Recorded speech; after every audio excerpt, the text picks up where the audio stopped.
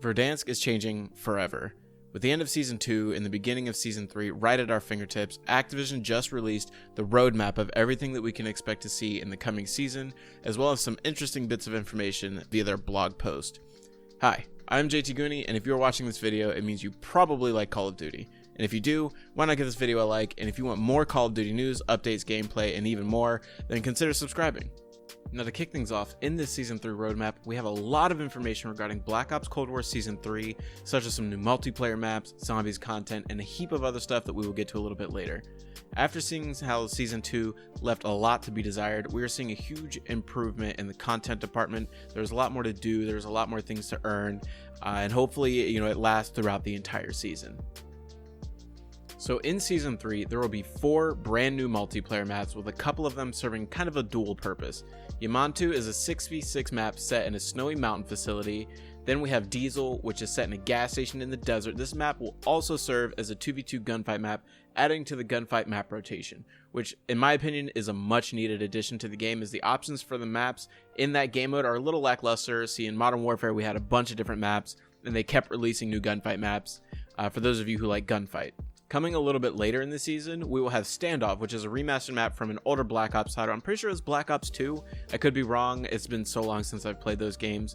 But it should trigger some nostalgia for all of us Call of Duty veterans. And last but not least, we have Duga, which would be a fireteam / multi-team map, as well as the new Zombies Outbreak, but we'll talk more on that later. This map should be a lot of fun for those multi-team modes, such as multi-team Hardpoint and one of the newer modes, multi-team Elimination, but we'll get on that in a few seconds. And speaking of multiplayer modes, there are 2 new ones coming in Season 3, starting with Sticks and Stones, which is an old one from Black Ops 2. Crossbows, tomahawks, and throwing knives are going to be the only weapons you have to duke it out with other players. Then we have the new multi-team elimination mode, which is most likely going to take place on all of the fireteam maps or some of the large maps in the game. We'll also be getting a new score streak in multiplayer, the Strafe Run, which is a returning score streak from some of the older Call of Duty titles. We've seen it before, planes swoop in, they fly over, they kill the enemies. That's pretty much how it goes. But I am super happy to see it return. It was my personal favorite in Black Ops 2, and there was a similar one in Black Ops 1, but they are really great for large map, kind of area control.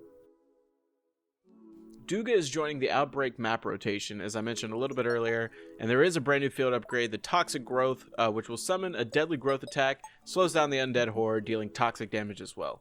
There are also 2 new vehicles for Outbreak, the cargo truck, which in my opinion is similar to the Big Bertha cargo truck we have in Warzone, and then there's the FAV, which is the dune buggy vehicle and some of the cutscenes you see before a multiplayer match.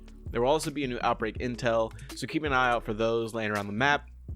And the roadmap says "and more," which usually in my eyes just means more cosmetic items, weapon variants, and challenges to complete along the way.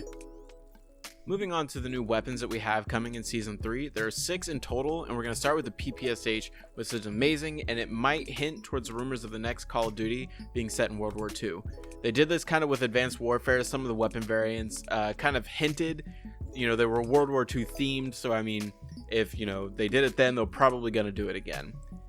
If I see anything backing that up, I will let you guys know for sure. There's a bolt action Swiss K31, which I believe is a contender for the Kar 98. The ballistic knife should be cool. I mean, we had it in other Black Ops titles, and they're amazing. In zombies, you could heal your teammates, so it'd be cool to see that in Warzone. I don't know if there's a variant or something along those lines, if you could revive your teammates with those. And then later in the season, we will be seeing 2 more weapons, the Carve 2 burst rifle, which is a modern version of the G11 from Black Ops 1, the AMP-63 SMG, and then for whatever reason, the baseball bat is coming.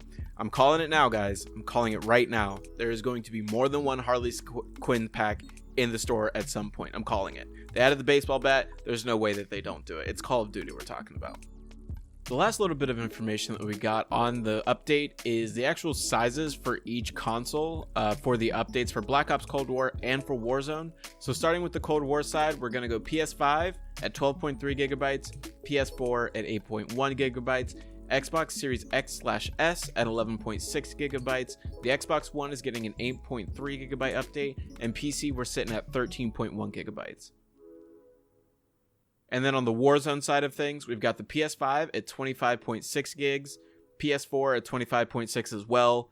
The Xbox Series X and S, as well as the Xbox One, are getting a 25.9 gigabyte update, and us sitting over here on PC, we're at 25.2 gigabytes at the Xbox, being slightly larger than the other two.